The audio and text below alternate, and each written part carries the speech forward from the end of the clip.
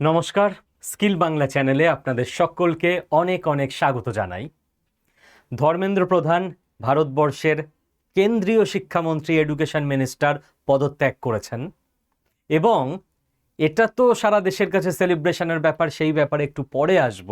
তার আগে যেটা ডিকোড করতে চাইব যে এই যে সিজেপির প্রোটেস্ট না, কার্যত ভারত সরকারের মাস্টার স্ট্রোকে অ্যাকচুয়ালি ছাত্রছাত্রীদেরকে ইউজ করে যারা নিজেদের উদ্দেশ্য পূরণ করতে চাইছিল, ছাত্রছাত্রীদের এই আন্দোলনকে হাইজ্যাক করে এই প্রোটেস্টটাকে এক্সপ্লয়েট করতে চাইছিল, তাদের ওপর একদম কালা হিট স্প্রে করে দেওয়া।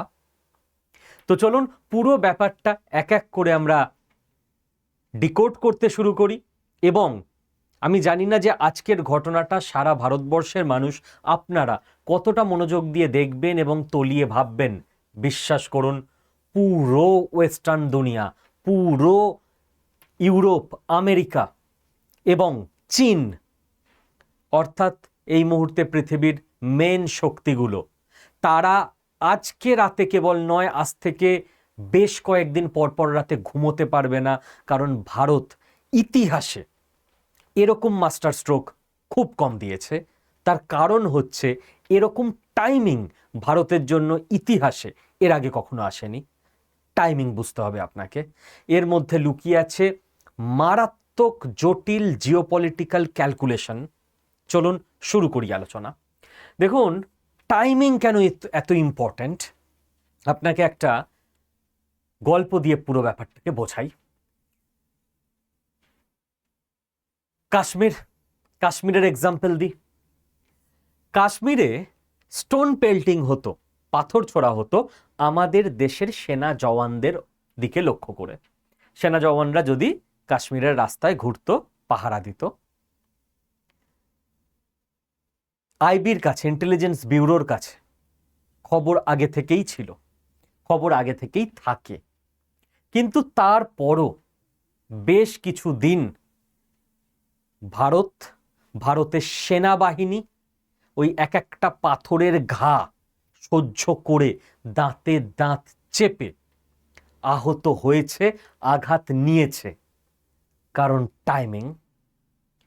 ওয়েট করেছে সেনাবাহিনী, ওয়েট করেছে আইবি। কিসের জন্য জানেন? যে পাথরটা ছুঁড়ছে তাকে সঙ্গে সঙ্গে অ্যারেস্ট নয়, ছোড় পাথর, ডেটা রেডি করো, মিলিটারি ইন্টেলিজেন্স টিম, কারা ছুটছে, যারা পাথর ছুটছে তারা কাদের সঙ্গে কানেকশন রাখে, যারা পাথর ছুটছে এবং কানেকশন রাখে যাদের সঙ্গে, তারা কোথায় মিট করে, যারা পাথর ছুটছে এবং এরা যাদের সঙ্গে কানেক্টেড, তারা যেখানে মিট করে সেখানে ফান্ডিং কাদের থেকে আসে। কেবল ফান্ডিংয়ের খেলা না, এই যে ইউথ কাশ্মীরি, এদেরকে ভুল পথে পরিচালিত করার জন্য ন্যারেটিভ কারা তৈরি করে। যখন এই গোটা নেটওয়ার্কের খবর মিলিটারি ইন্টেলিজেন্সের কাছে ক্লিয়ার, তারপরেও টাইমিং আসেনি, ওয়েট। কিসের জন্য ওয়েট? ওয়েট এই কারণে, প্রত্যেকটার প্রুফ জোগাড় করো। কারণ যখন ফাইনাল সার্জিক্যাল স্ট্রাইক হবে তখন যেন একটাও গাফিলতি না থাকে ভারতের সেনাবাহিনীর তরফ থেকে। ততদিন পাথর ছুঁড়ছে, সেনাবাহিনীর জওয়ানরা পাথরের ঘায়ে আহত হচ্ছে, কিন্তু বড় কিছু অ্যাচিভ করতে এই বলিদান সেনাবাহিনী প্রত্যেকটা দিন দিয়েছে। তারপরও ওয়েট। যখন প্রুফ জোগাড় হয়ে গেছে তখনও। কিসের জন্য? কারণ যখন এই জঙ্গিগুলোর ওপর অ্যাকশন নেওয়া শুরু হবে তখন হিউম্যান রাইটস কাউন্সিল, মানবাধিকার কমিশন, যাদেরকে বিভিন্ন দেশ 20 বছর 25 বছর ধরে বসিয়ে রেখেছে, যারা শিল্পী, সাহিত্যিক, কবি, অধ্যাপক, মিডিয়ার লোক, তারা চলে আসবে, আহাগো ভারতের সেনাবাহিনী অত্যাচার করছে নিরীহ কাশ্মীরিদের ওপর গো। সেই সময় এই মিডিয়ার কথা এবং সুশীল মানুষজনের কথা শুনে তাদের কথাতে প্রভাবিত হয়ে যাবে গোটা ভারতবাসী। গোটা ভারতবাসীর অত তলিয়ে ভাবার মতো ডিপ পড়াশোনা নেই, সবাই নিজের নিজের কাজ নিয়ে থাকে। তাদের ইমোশনটাকে ক্যাচ করে নিয়ে সেটাকে ব্যবহার করা হবে ভারতের সেনাবাহিনীর বিরুদ্ধে। ভারতের মধ্যে লাগিয়ে দেওয়া হবে কনফিউশন, এবং সেই জন্য আরও ওয়েট। কিসের জন্য? এই যে এরা পাথর ছুঁড়ছে, এই যে সেনাবাহিনী ওদেরকে কিচ্ছু বলছে না, সেনাবাহিনী বরং ওদের বলছে যে অস্ত্র ফেলে দাও, তোমাদের প্রতি কোনো অ্যাকশন নেওয়া হবে না, এই প্রত্যেকটা জিনিস আপনাদের মনে থাকবে ভিডিও করা হয়েছিল। সারা ভারতে ধীরে ধীরে ভিডিওর মাধ্যমে ছড়ানো হয়েছিল। ভারতের জনগণ ক্ষেপতে শুরু করেছিল যে সেনাবাহিনী না তোদের মারছে না ধরছে, তোদের বলছে ঠিক পথে ফিরে আসতে, তাও তোরা পাথরই ছুঁড়ছিস। অ্যাকশন নিন এদের বিরুদ্ধে। অর্থাৎ সোশ্যাল সাপোর্ট সেনাবাহিনীর দিকে যখন রেডি হয়ে গেল, কোনো সিস্টেম চালাতে গেলে না এতটা ধৈর্য ধরতে হয়, এতটা ঠান্ডা মাথায় থাকতে হয়, এতটা বলিদান দিতে হয়, আর এতটা মুখ বুঝে সহ্য করতে হয়। যখন গোটা দেশের সাপোর্ট সেনাবাহিনীর দিকে এবং ওই জঙ্গিগুলোর এগেনস্টে, খেয়াল করে দেখুন, তখন শুরু হয়েছিল ফাইনাল অ্যাকশন। তারপর থেকে এমন অ্যাকশন হলো যে আজ পর্যন্ত কাশ্মীরে আর কেউ পাথর ছোড়ার সাহস দেখাচ্ছে না। This is plan, this is execution, this is the importance of timing. বুঝলেন? এবার আপনি চলে আসুন আমাদের এই সিজেপির আন্দোলন, নিটের আন্দোলন এবং সরকার বিরোধী বিভিন্ন আন্দোলন। সারা দেশ যখন উত্তাল ছিল নিটের প্রশ্নপত্র ফাঁস নিয়ে, তখন একজন শিক্ষক হিসেবে, শিক্ষক যদি নাও হতাম, একজন সাধারণ মানুষ হিসেবে আমি স্কিল বাংলা চ্যানেল থেকে শিক্ষামন্ত্রীর কোনো শর্ত ছাড়া পদত্যাগের দাবি জানিয়েছিলাম, যাতে আমি এখানে জানালে আরও 5-6 লাখ মানুষ আপনাদের মধ্যেও সেই দাবিটা পৌঁছায়, এবং আমরা সবাই জানালে যাতে সরকারের কাছে সেই দাবিটা পৌঁছায়।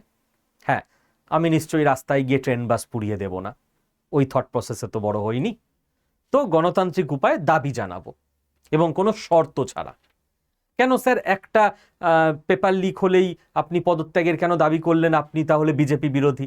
দেখুন, আমি জিওপলিটিক্সের টিচার, আমার ক্লাসরুমের স্টুডেন্টরা সিপিএম, বিজেপি, কংগ্রেস, তৃণমূল, আম আদমি পার্টি, এসপি, বিএসপি সব কিছু সাপোর্টার হতে পারে। যে সময় যে দলকে ঠিক লাগে গণতান্ত্রিক অধিকার হিসেবে আমিও ভোট দিই, কিন্তু শিক্ষামন্ত্রীর পদত্যাগের দাবি করতে পারবো না? একটা পেপার লিক হলে আমি দাবি করতামই না, ভুল মানুষ মাত্রই হয়। 5 বছরে 3 বার পেপার লিক হয়েছে, এটা বাড়াবাড়ি। আমি যদি একদিন ক্লাসে লেট করে ঢুকি, স্টুডেন্টরাও মেনে নেবে। বাট যদি 5 বছরে 3 বার, মানে 60% দিন যদি আমি ক্লাসে দেরি করে ঢুকি, স্টুডেন্টরা মানবে না। সেই জন্য আজ থেকে 1 মাসের আগে আমি দেখিয়ে দিচ্ছি, এই ভিডিওটা একটু দেখে নিতে পারেন, ঠিক আছে? ককরোচ জনতা পার্টির আন্দোলন, ডিপ স্টেটের পরিকল্পনা নাকি জেনজির ক্ষোভ। তো পরিষ্কার বলেছিলাম, তো আপনাকে তো এবার রেজিগনেশন দিতেই হবে, এবং কারণ ব্যাখ্যা করে ধর্মেন্দ্র প্রধানের ছবি দেখিয়ে। এটা আছে 33 মিনিট 2 সেকেন্ড নাগাদ। আপনারা এই ভিডিওতে গিয়ে আমাদের চ্যানেলের ভিডিও সেকশনে ওই 31-32 মিনিট থেকে দেখে নিলেই কারোর যদি সন্দেহ থাকে ক্লিয়ার হয়ে যাবে। যারা দীর্ঘদিন ফলো করেন তাদের তো সন্দেহ থাকবে না, তাও দেখিয়ে দিলাম। এবার তাহলে স্যার রেজিগনেশন দেয়নি কেন? এবার রেজিগনেশন দেয়নি কেন তো আমি জানি না, আমার সঙ্গে থোড়ি আলোচনা করেছে। আমরা ডিমান্ড জানিয়েছিলাম, দেয়নি। আমার যতদূর ধারণা, আমি পলিটিক্যাল এক্সপার্ট নই, আমার পড়াশোনা জিওপলিটিক্স নিয়ে, ইন্টারন্যাশনাল রিলেশন নিয়ে, তো খুব জোর দিয়ে আমি বলতে পারবো না, যেটা ইন্টারন্যাশনালের ক্ষেত্রে আমি জোর দিয়ে বলতে পারি। বাট আমার ধারণা, যেটুকু আমার বোধ বুদ্ধিতে কুলোয়, রাজনাথ সিং প্রতিরক্ষা মন্ত্রী এবং বিজেপির একজন উঁচু পর্যায়ের নেতা, তিনি খুব সম্ভবত মাসখানেক বা মাস দুয়েক আগে একবার বলেছিলেন যে এটা এনডিএ সরকার, এটা ইউপিএ সরকার না যেখানে কথায় কথায় রেজিগনেশন হবে। তার মানে এনডিএ সরকার স্ট্রং গভর্নমেন্ট, এখানে রেজিগনেশন হয় না, এখানে কেউ মাথা নিচু করে না, এরকম একটা মেসেজ দেওয়ার জন্য যাই হয়ে যাক না কেন এদের মন্ত্রীদের রেজিগনেশন দেওয়ানো হতো না, যে না সারা দেশে একটা স্ট্রং গভর্নমেন্ট, এই মেসেজটা, এই ইমেজটা ধরে রাখতে হবে। আমার ধারণা বিজেপি পার্টির বা এনডিএ যে দলগুলো আছে তাদের একটা নিজস্ব আন্ডারস্ট্যান্ডিং এটা আছে যে আমাদের এইভাবে একটা ইমেজ ক্রিয়েট করে রাখতে হবে দেশে। আমার ধারণা, আমি ভুল হতে পারি এই পয়েন্টে, কারণ পলিটিক্যাল পয়েন্ট আমি একদম ঠিক হব এরকম কিছু আমি দাবি করি না। এবার সেই সময় তো রেজিগনেশনটা উচিত ছিল কিন্তু দিল না, সেই সময় দিয়ে দিলে সব থেকে ভালো হতো মোরাল গ্রাউন্ডে। এবার যে দিল না, এইবার একটা আন্দোলনের আস্তে আস্তে সূত্রপাত হলো। নিটের স্টুডেন্টরা কোনো আন্দোলন ডাকেনি, তারা আন্দোলনে যোগ দিয়েছে। আন্দোলন ডাকলো কারা? সিজেপি, ককরোচ জনতা পার্টি। এবারে ককরোচ জনতা পার্টিকে নিয়ে প্রথম থেকেই একটু সারা দেশের মানুষের মধ্যে কনফিউশন রয়েছে। কেন? কারণ এদের যে মেন লিডার অভিজিৎ দীপকে, সে আম আদমি পার্টির মিডিয়া কোঅর্ডিনেটর বা এরকম কোনো পলিটিক্যাল স্ট্র্যাটেজিস্ট এরকম কোনো পোস্টে ছিলেন, এবং তিনি বোধহয় রিসেন্টলিও বলেছেন যে হ্যাঁ আমি তো আম আদমি পার্টিকেই সমর্থন করি, আমি আম আদমি পার্টিকেই ভোট দেব। তো যখন একটা পার্টির তুমি অ্যাক্টিভ কর্মী, তখন আবার আর একটা সিজেপি বলে ককরোচ জনতা পার্টি নামে কিছু বানিয়ে আন্দোলন করা হচ্ছে, টিম এ টিম বি, ব্যাপারটা একটু কনফিউজিং। বাট গণতন্ত্রে ভারতের নিয়মে যে কেউ এটা করতেই পারে, কোনো অসুবিধা নেই। সেকেন্ড কনফিউশন যেখানে, যে এই অভিজিৎ দীপকে ইনি ইউএসএতে থাকতেন, আমেরিকায়, আমেরিকা থেকে আন্দোলন পরিচালনা করার জন্যই ভারতে এলেন। এবার কনফিউশন আবারও, যে আমেরিকার সঙ্গে এই মুহূর্তে ভারতের মারাত্মক স্নায়ুযুদ্ধ চলছে, সেই আমেরিকা থেকে একজন চলে এলো ভারতে আন্দোলন পরিচালনা করতে। যতই কনফিউশন থাকুক, ডেমোক্রেসিতে এটাও করা যায়, কারণ অভিজিৎ দীপকে আসলে ভারতীয়। এবার তিনি বলতেই পারেন আমি আমেরিকায় ছিলাম, আমার মন কাঁদছিল, আমি দেশে এসে আন্দোলন করছি, কোনো অসুবিধা নেই। তারপর দেখা গেল যে সিজেপির এই যে আন্দোলন, যেটা বলা হচ্ছিল ছাত্র আন্দোলন, সেখানে কমিউনিস্ট যে সমস্ত দলগুলো, আইএসআ, এসএফআই, তাদের নেতৃত্বরা চলে গেল এবং তাদের পতাকা দেখা যেতে শুরু করলো। তো আবারও একটা কনফিউশন, যেটা সিপিএম এর আন্দোলন নাকি এটা ছাত্রছাত্রীদের সারা দেশের আন্দোলন। কনফিউশন থাকলেও ইটস ওকে, ডেমোক্রেসিতে এটাও করা যায় যে হ্যাঁ ছাত্রছাত্রীদেরই আন্দোলন, সিপিআইএম এসে তাদের পতাকা নিয়ে দাঁড়িয়েছে, সমর্থন জানাচ্ছে বা লিড করছে। এরপর দেখা গেল এখানে কংগ্রেসের একদম উচ্চ স্তরের নেতা নেত্রীরা, রাহুল গান্ধী, প্রিয়াঙ্কা গান্ধী, তারা সাপোর্ট জানাতে চলে গেলেন এবং তারা প্রধানমন্ত্রীর বাসভবনের বাইরে ধর্নায় নিজেরা বসে গেলেন। আবার সারা দেশের মানুষ কনফিউজ যে এটা কি তাহলে এবার ওই ইন্ডি জোট, যেটা INDIA ব্লক, ইন্ডিয়া ব্লক বা ইন্ডি অ্যালায়েন্স, ইন্ডি জোট, তাদের আন্দোলন হচ্ছে সরকার বিরোধী ছাত্রছাত্রীদের সামনে রেখে। কনফিউশন যতই থাক, এটাও ডেমোক্রেটিক্যালি করা যায়। রাহুল গান্ধী গিয়ে বসতেই পারেন ছাত্রছাত্রীদের সমর্থন জানাতে। এই অবধি পলিটিক্যালি বা অন্য কোনো দিক থেকে, ডেমোক্রেসির দিক থেকে কোনো অসুবিধা ছিল না। আরও কনফিউশন একটা, যে রাহুল গান্ধী জাস্ট কয়েকদিন আগেই একটা দীর্ঘ ফরেন ট্রিপ করে ফিরে এলেন, কিন্তু উনি কোথায় গেছেন, কোনো দেশের কাজে গেছিলেন কিনা, কোনো নির্দিষ্ট বক্তৃতা ইত্যাদিতে আমন্ত্রণ ছিল কিনা, এরকম কোনো খুব একটা ক্ল্যারিটি দেওয়া খবর সাধারণ মানুষের কাছে, দেশের মানুষের কাছে নেই। পুরো ফরেন ট্রিপটাই একটু ধোঁয়াশা ধোঁয়াশাপূর্ণ, কোথায় ছিলেন, কেন ছিলেন, কি আলোচনা করছিলেন। তো মানুষের মনে কনফিউশন আসতে পারে যে কি ব্যাপার, বিদেশ থেকে কি পরিকল্পনা করে এলো, কি একদম ঘুঁটি টুটি সাজিয়ে এলো। যতই কনফিউশন থাক, কোনো স্বাধীন মানুষ, এদেশের নাগরিক, তিনি বিদেশে যেতেই পারেন, এটাতেও ডেমোক্রেটিক্যালি পলিটিক্যালি কোনো কিছুকালই কোনো অসুবিধা নেই। এই অবধি ঠিক ছিল। প্রবলেম শুরু কোথায় হলো? ভারত সরকার, এবং ভারত সরকারকে বাদ দিন, সরকার কি ভাবছে সরকার জানে, ভারতের সাধারণ মানুষ দুটো ব্যাপারে প্রচণ্ড প্রবলেম দেখতে পেল। সেটা হচ্ছে আমেরিকার ইনভলভমেন্ট, নাম্বার ওয়ান দেখা গেল আমেরিকার মানুষরা, আমেরিকার সিটিজেনরা যন্তর মন্তরে ফিল্ডে নেমে, গ্রাউন্ডে নেমে আন্দোলনে নেতৃত্ব দিচ্ছে, লিড করছে। আমেরিকার লোকরা ফ্লাইটের টিকিট কেটে দিল্লি এসে যন্তর মন্তরে প্রোটেস্ট লিড করছে। নাও সারা ভারত সচেতন হতে শুরু করলো, ডাল মে কুছ কালা হ্যায়। আমেরিকা এত করে ভারতকে ভালোবাসতে শুরু করে দিল কেন? সেই ফটোটাও বিভিন্ন নিউজ মিডিয়া ইত্যাদি দেখিয়েছে। এখানে থাকলে দেখিয়ে দিতাম, যাই হোক পরে দেখাবো, বা আপনারা নিজেরাও দেখে নিতে পারবেন। নেক্সট যেটা নিয়ে প্রত্যেক জিওপলিটিক্যাল অ্যানালিস্ট সতর্ক আগে থেকেই ছিলেন, আমিও বোধহয় একটা ভিডিওতে আপনাদেরকে বলেছিলাম, এবার সবাই দুয়ে দুয়ে চার করতে শুরু করে দিল। আমেরিকার খুব বড় মাপের একজন নেতা, মানে একজন পদাধিকারী, আমি আপনাদের দেখিয়ে দেবো পুরোটাই, তিনি জাস্ট 1 মাস আগে অ্যানাউন্স করেছিলেন যে 20 বছর আগে চীনের ব্যাপারে যে ভুল আমরা করেছিলাম, ভারতের ব্যাপারে সেই ভুল আমরা করব না। কি ভুল উনি নিজে বলেছেন, আমি দেখিয়ে দিচ্ছি, আমি বলছি না।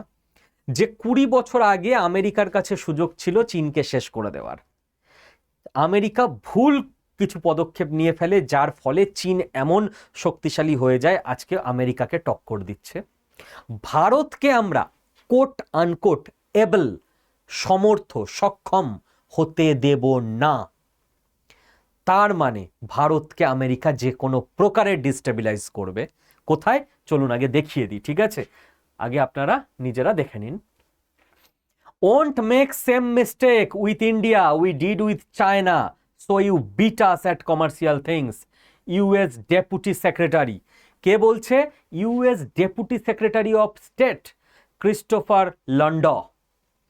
Deputy secretary of state Christopher Landau, এই যে এই লোকটা কি বলছে, একটু নিচে চলে আসবো, ভালো করে দেখবেন, সব ক্লিয়ার হয়ে যাবে, দুয়ে দুয়ে চার হিসেব মিলে যাবে।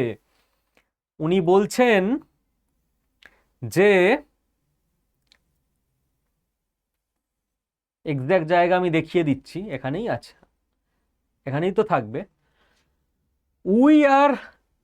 India should understand that we will not make the same mistakes with India that we did with China 20 years ago. ভারতের বুঝে নেওয়া উচিত আমরা সেই একই ভুল আর করব না। We are going to let you be able to develop all these markets. আমরা তোমাকে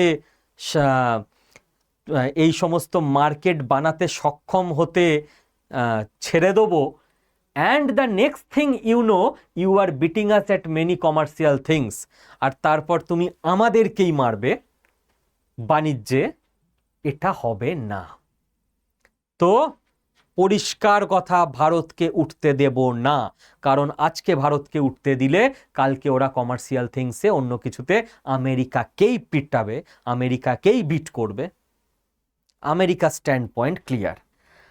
তখন তো ভারতের মানুষ নড়ে চড়ে বসলো যে ভাই এমনিতেই আমাদের সরকার FCR এ বিল আনতে যাচ্ছে, ফরেন কন্ট্রিবিউশন রেগুলেশন অ্যাক্ট, যেখানে আমেরিকার নিয়ন্ত্রণ ভারতের ওপর থেকে 95% শেষ হয়ে যাবে সারা জীবনের মতো। আমেরিকা আর টাকা ঢালতে পারবে না ভারতের ইম্পর্টেন্ট ইনফ্লুয়েন্সিয়াল ব্যক্তিদের কন্ট্রোল করার জন্য। ভারত FCR এ এমন একটা স্টেপ নিতে চলেছে ইতিহাসে, যে গোটা পশ্চিমী সভ্যতার রাতের ঘুম উড়ে যাচ্ছে। যে এতদিন ধরে এত টাকা ইনভেস্ট করে রেখেছি, ভারতে আমাদের এত এজেন্ট আছে যারা আমাদের হাতের ইশারায় চলবে, তাদের পুরো টাকার লাইফ লাইন কেটে দিচ্ছে। আর অক্সিজেন সাপ্লাই কেটে দিলে তো মুমূর্ষু রোগী বাঁচে না। তো টাইমিংটা এই জন্য এত ইম্পর্টেন্ট, কারণ ভারতে আমেরিকার ইন্টারেস্টের অক্সিজেন নলের সাপোর্ট কেটে যাচ্ছে যদি একবার FCR এ বিল আমাদের সংসদে পাশ হয়ে যায়, ফরেন কন্ট্রিবিউশন রেগুলেশন অ্যাক্ট। আর সেই জন্য এবার কিন্তু CIA চাইবে একটা মরণ কামড় দিতে, আমেরিকা যেন যে কোনোভাবে ভারতকে ডিস্টেবিলাইজ করে দিতে পারে, যাতে ভারত কোনোভাবে এখন FCR এর দিকে মনই না দিতে পারে।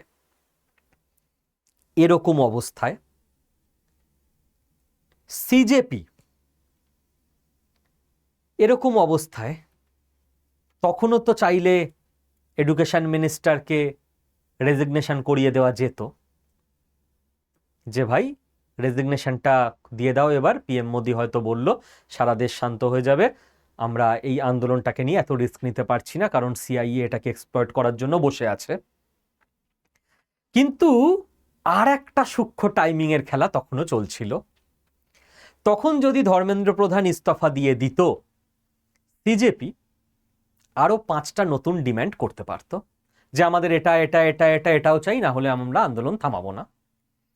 তো ধর্মেন্দ্র প্রধানের ইস্তফা ডিলে করানো হলো, আমরা ভাবছি দেখছি হবে কি বলতে পারছি না। In the meantime Sonam ওয়াংচুককে বুঝিয়ে তার অনশন ভঙ্গ করানো হয়ে গেল। যেই মুহূর্তে সোনম ওয়াংচুকের অনশন ভঙ্গ হলো, অটোমেটিক গোটা দেশে আন্দোলনের ইম্প্যাক্ট তো হাফ হয়ে গেল। সিজেপির কাছে সময় কমে আসছে যে ভাই আন্দোলনের ইম্প্যাক্ট কমে যাবে এবার, এবং খুব দ্রুত আমাদেরকে সরকারকে চাপ দিয়ে আমাদের দাবি আদায় করে নিতে হবে। সরকার সিজেপির সঙ্গে মিটিং করতে শুরু করলো এবং ক্ষতিপূরণ দেওয়া হবে, যারা মারা গেছে তাদের ফ্যামিলিকে মেনে নিল, এবং শান্তিপূর্ণ প্রোটেস্ট যারা করেছে তাদের বিরুদ্ধে অ্যাকশন হবে না সেটাও সরকার মেনে নিল। সিজেপির টাইম কিল করাচ্ছে সরকার, একটু একটু করে একটা একটা দাবি মানছে, মেন দাবিটাকে সরিয়ে রেখে দিয়েছে ধর্মেন্দ্র প্রধানের ইস্তফা, দেখছি আমরা আলোচনা করছি, এটা তো মানলাম। দেখো সিজেপি বুঝতে পারছে সময় কমে আসছে, ধর্মেন্দ্র প্রধানের ইস্তফা দিতে চাইছে না সরকার। সিজেপি আবেগে ফাইনাল কল দিয়ে ফেললো যে আমাদের হায়েস্ট ডিমান্ড, ফাইনাল ডিমান্ড একটাই, ধর্মেন্দ্র প্রধানের ইস্তফা, আর কোনো ডিমান্ড নেই, এটা ফুলফিল করে দাও, মিটে গেল। সরকার এটাই চাইছিল যে একবার সিজেপি গোটা দেশের সামনে বলে দেবে আমাদের ফাইনাল ডিমান্ড এটাই, আমরা ফুলফিল করার জন্য রেডি হয়ে আছি। হয়তো রেজিগনেশন লেটার টাইপ হয়ে বসে আছে, কিন্তু ওদেরকে ফ্রাস্ট্রেটেড করে ওদের মুখ দিয়ে বের করতে হবে আর কিচ্ছু চাই না, শুধু এটা চাই, তখন দিয়ে দেওয়া হবে। আর যদি আগে দিয়ে দেওয়া হয় তাহলে কিন্তু ওরা বলবে এই 5টা জিনিস চাই আরো। তো এই সাইকোলজিক্যাল গেমটা সরকারের তরফ থেকে বা আইবির তরফ থেকে, কারা কারা কিভাবে যুক্ত ছিল আমি তো জানবো না, তাদের তরফ থেকে খেলা হয়েছে। যখন সিজেপি ফ্রাস্ট্রেটেড হয়ে বলে ফেললো যে একটাই ডিমান্ড, আর কিছু চাই না, ধর্মেন্দ্র প্রধানের ইস্তফা, সরকার রেডি নাও। তো আগে দিল না কেন? আগে দিলে আরো 5টার ডিমান্ড নিয়ে চলে আসতো। এইবার এর মধ্যে আরো 2টো কাজ করা হয়েছে, কত লেয়ারে প্ল্যান চলছিল বোঝার চেষ্টা করুন। ওদিকে সিআইএ শকুনের মতো বসে আছে, একটা ডেড বডি পেলেই শুরু করে দেবো আন্দোলন, সিআইএ কিছু করতে পারছে না। পাকিস্তানের আইএসআই ওয়েট করছে, আমাদের বালুচিস্তানে ঝামেলা পাকানো, পিওকেতে পাকানো, দাঁড়াও একটু আন্দোলন আরেকটু ঝামেলার দিকে যাক, তারপর আমরাও আমাদের এজেন্ট পাঠিয়ে দেবো। পুরো আতশ কাঁচ নিয়ে বসে আছে, দূরবীন নিয়ে। সেই সময় এক, সিজেপির সঙ্গে মিটিং করে টাইম কিল করা হচ্ছে, সিজেপিকে ফ্রাস্ট্রেটেড করা হচ্ছে। 2, ওই টাইমিং এর খেলাটা দেখুন। সারা দেশে যখন ককরোচ আন্দোলন ছড়িয়ে পড়লো, কালকে কলকাতায় হয়েছে, আমাদের অফিসের নিচ দিয়েই গেছে আন্দোলনের লোকজনরা, আমি নিচে তখন গেছিলাম, দাঁড়িয়েছিলাম। তারপর ধর্মতলায় যেটা হয়েছে ওটা জানি না, ওটা খবরে দেখলাম। খালি কলকাতারটা ভাবুন, এবং সারা দেশের যে সমস্ত ছবি এসছে সেগুলো ভাবুন। প্রথমে সারা দেশের মানুষের সমর্থন ছিল আন্দোলনে, ইনক্লুডিং আমাদের চ্যানেল, রেজিগনেশনের দাবিও জানিয়েছিলাম। দেন যখন দেখা গেল যে এই আন্দোলন, তো দেখুন আন্দোলনে এসএফআই সাপোর্ট দিচ্ছে একরকম, আন্দোলনটাই এসএফআই নিয়ে নিয়েছে, নিটের ছাত্রছাত্রীদের ডিমান্ড সেকেন্ডারি হয়ে গেছে, ওটা আর আন্দোলন রইল না। তার মানে যারা যারা যারা যারা কমিউনিস্ট পার্টির সমর্থক নয় তারা সরে আসতে শুরু করলো, যে ভাই তোমরা তো আন্দোলন হাইজ্যাক করে নিচ্ছ, তোমরা তো আর ছাত্রছাত্রীদের আন্দোলন থাকতেই দিচ্ছ না এটাকে। 2, যখন দেখা যাচ্ছে আন্দোলনের জায়গা থেকে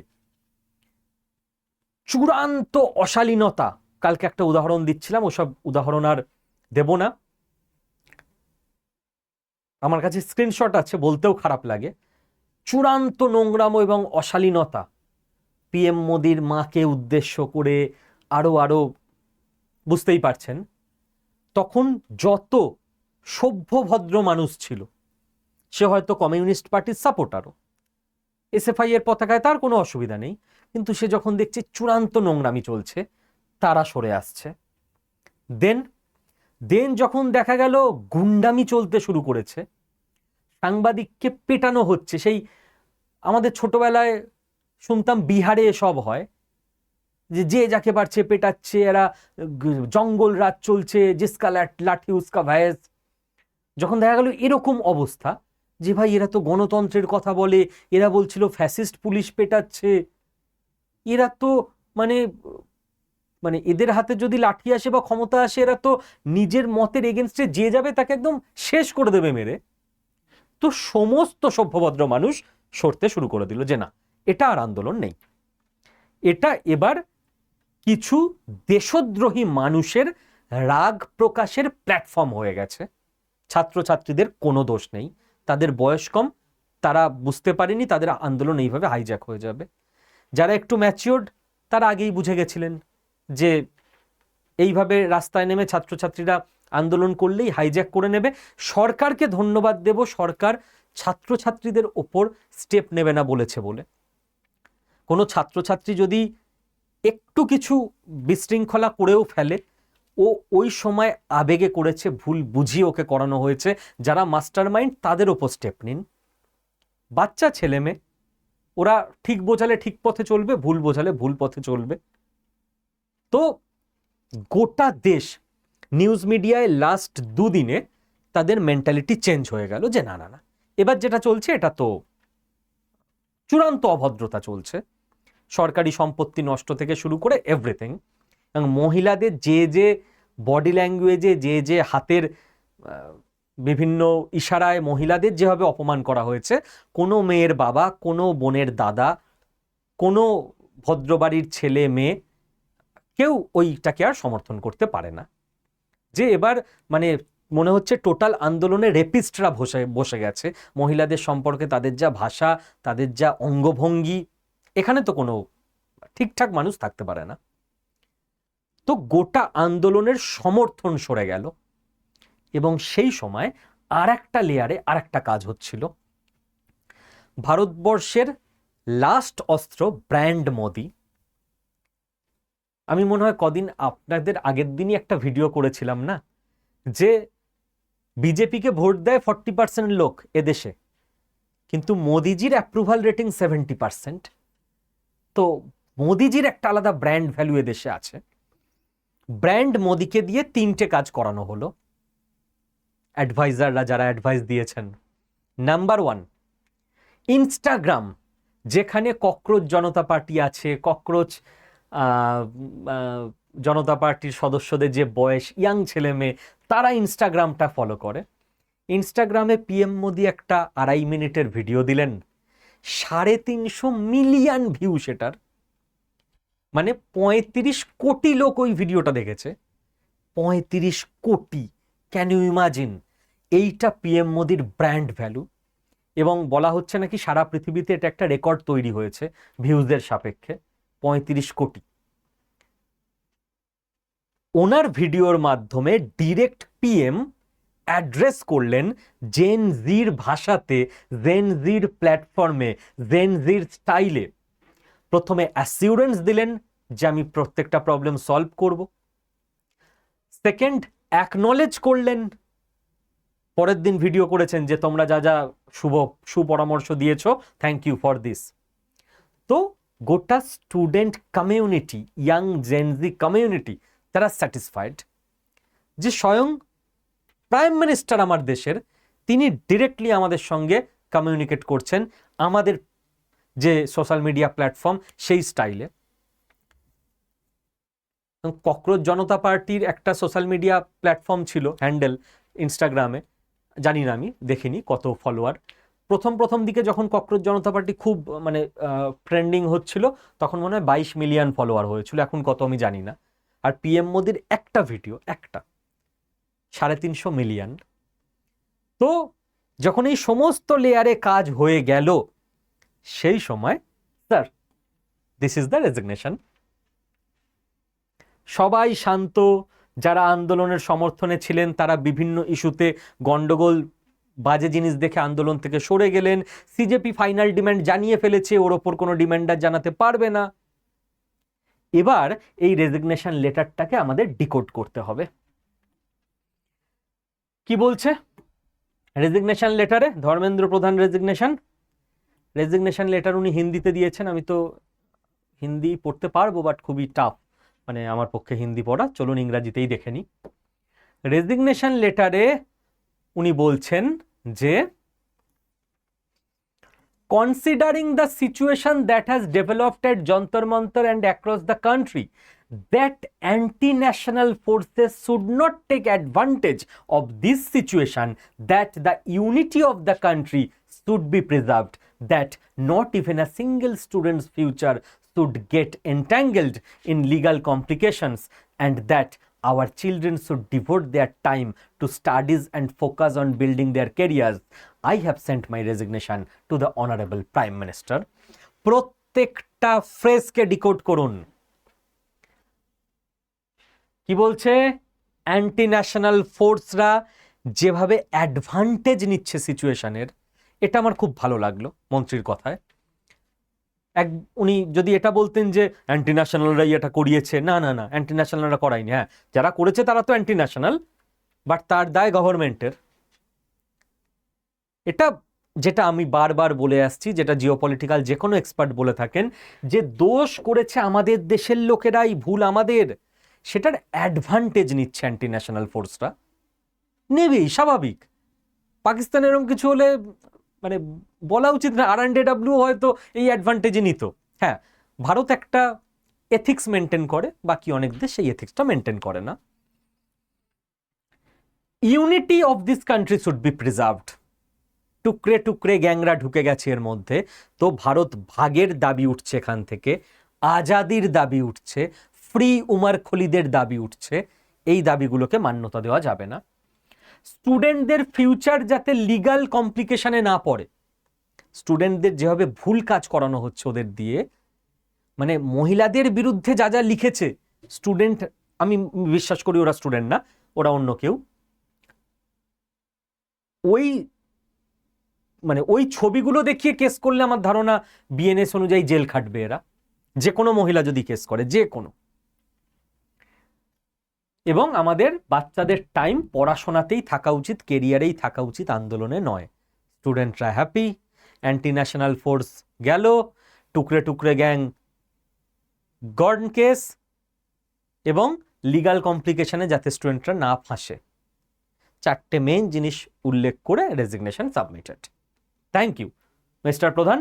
আপনি যে পদেই থাকবেন, যে কাজই করবেন, মানুষের জন্য, স্টুডেন্টদের জন্য নেক্সট 10 বছর রাস্তায় নেমে কাজ করুন, প্ল্যানিংয়ে কাজ করুন, ভালো কাজ করুন, সেগুলো জানান। আপনার যে সমস্ত ফেসবুক, ইনস্টাগ্রাম আছে নিশ্চয়ই, সেখান থেকে নিজের দোষ নিজে মুছুন, সেখান থেকে বেরিয়ে আসুন। পাবলিক আপনাকে আবার সুযোগ দেবে যদি আপনি নিজেকে প্রমাণ করতে পারেন, বাট এখন নয়। থ্যাংক ইউ এটার জন্য। এইবার দেখুন কিভাবে কেসগুলো বাকিরা খাচ্ছে। সিজেপি, ককরোচ জনতা পার্টি এবার কি করবে? ফাইনাল ডিমান্ড তো মিট হয়ে গেছে। এইবার ককরোচ জনতা পার্টিকে পাবলিক কোশ্চেন করতে শুরু করে দিয়েছে। পাঞ্জাবে পেপার লিক হয়েছে, হবে নাকি আন্দোলন? আচ্ছা দেখিয়ে দিই, হ্যাঁ ঠিক আছে। Punjab major racket busted in Punjab, candidates caught cheating during pharmacy exam, warring demands resignation of Mann মানে ভগবন্ত মান, ইনি মুখ্যমন্ত্রী পাঞ্জাবের। Bans over paper leaks in Punjab, ঠিক আছে।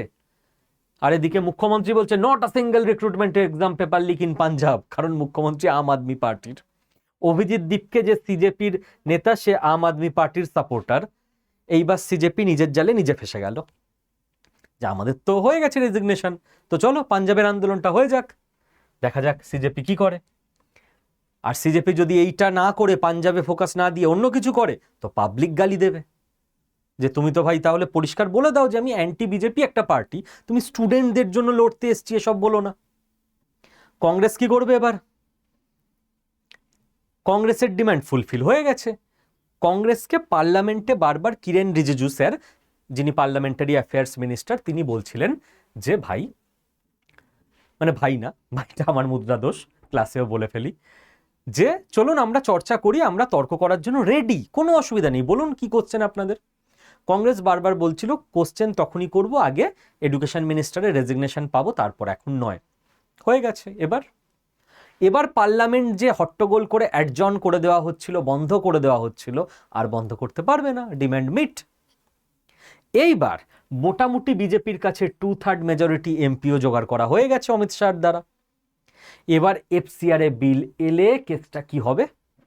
যারা এফসিআর এর বিরোধিতা করবে, গোটা দেশ তাদের বিরোধিতা করবে। এবং আরেকটা বিল আনা হচ্ছে, মিলিয়ে নেবেন, বন্দে মাতরম বিল। বন্দে মাতরম গাইতে কেউ অস্বীকার করলে তার বিরুদ্ধে অ্যাকশন নেওয়া যাবে লিগালি। কিছু কমিউনিটি এখনো রিজিড, একটা ব্লকড মেন্টালিটির লোক, আমরা বন্দে মাতরম গাইব না। কেন? এই দেশের থেকে সব নেবে, খাবে, দেশের সুবিধা নেবে, কিন্তু দেশকে মা বলা যাবে না, তাই তো?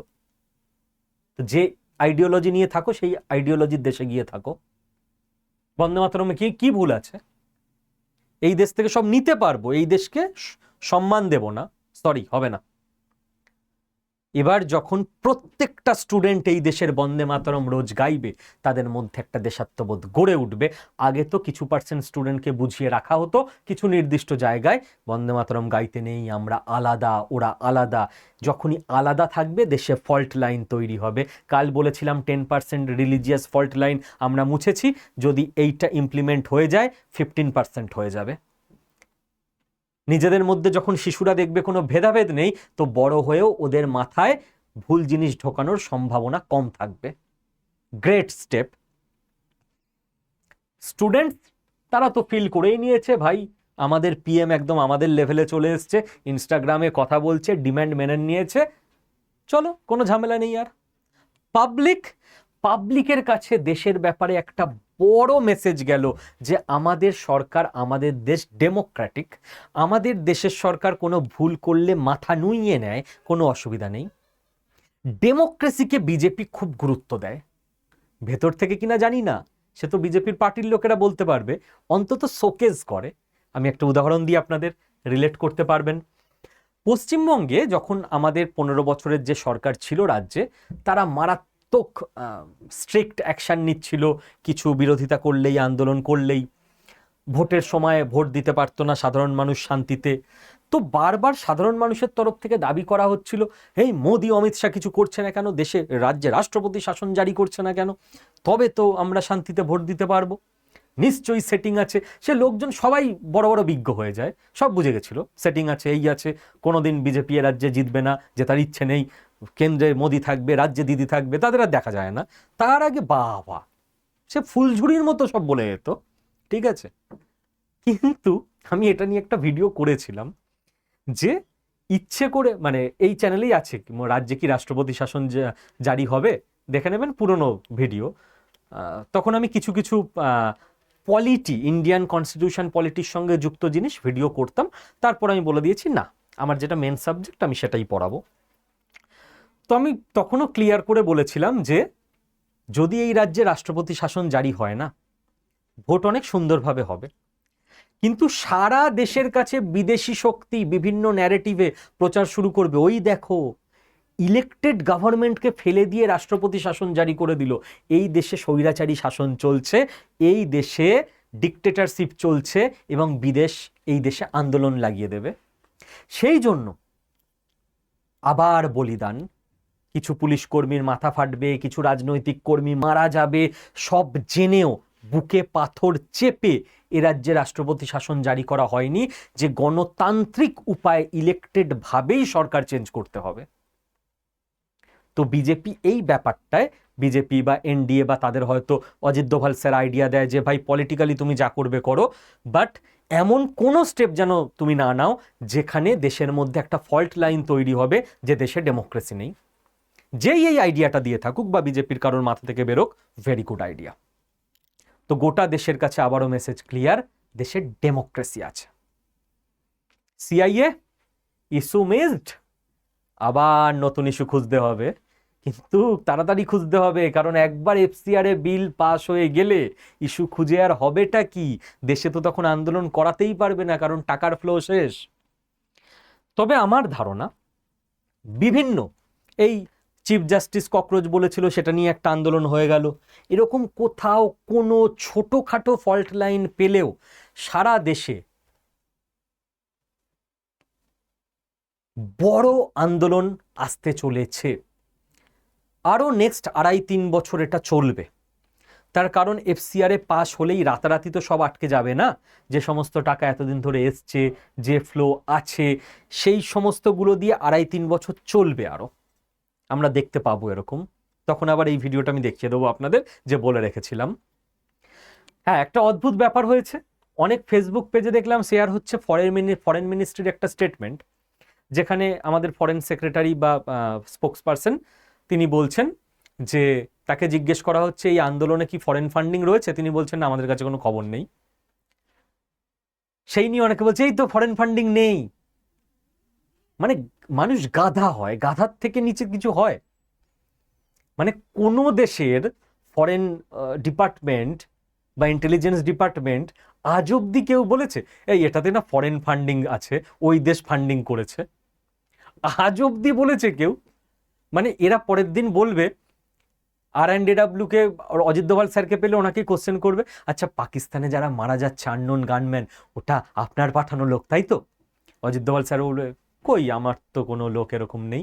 পরের দিন বলবে ওই তো অজিত দোভাল স্যার বলেছে ওনার লোক নয়। মানে আপনি এক্সপেক্ট করেন অজিত দোভাল স্যার বলবে যে আমার লোক, আমিই তো পাঠালাম, ঠিক আছে, পরের দিন যখন পাঠাবো তোমাকে আগে ডাকবো, তোমাকে ফোন করে নেবো? মানে মানুষ গাধা হয়। এই লেভেলে গাধা কে হয়?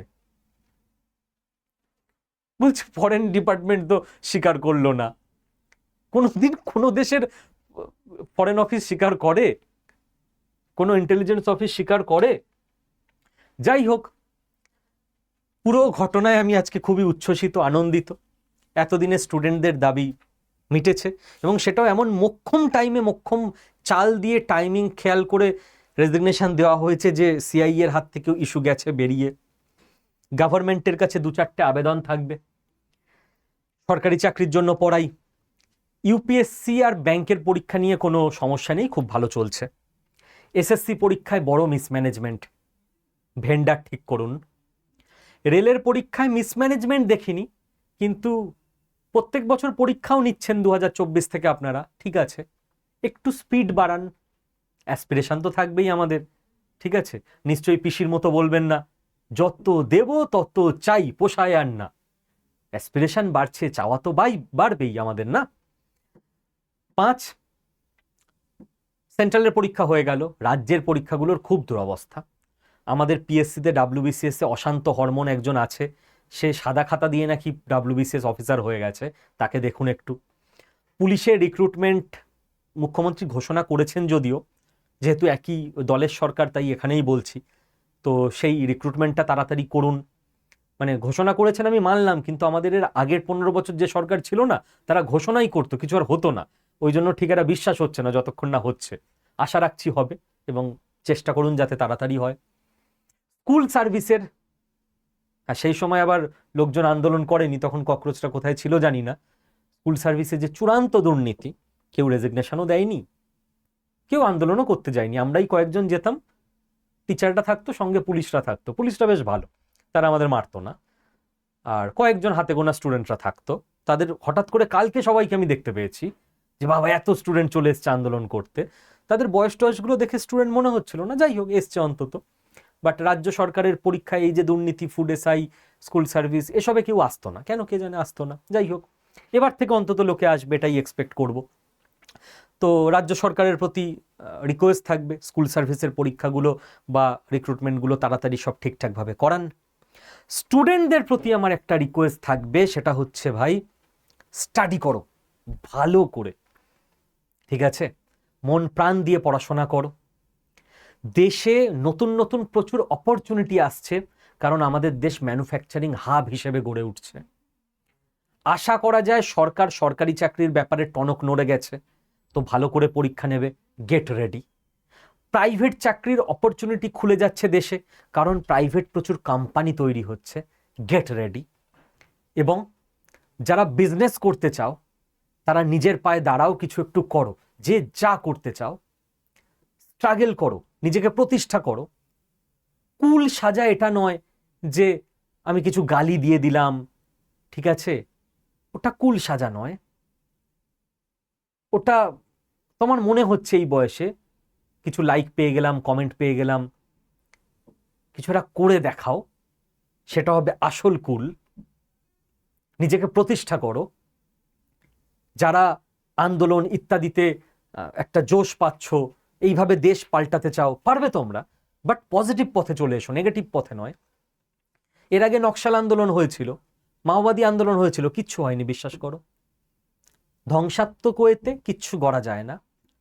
যারা ইয়াং জেনারেশন জেনজিরা পলিটিক্সে ইন্টারেস্ট পাচ্ছ, নিজের গ্রাম থেকে, নিজের শহর থেকে শুরু করো।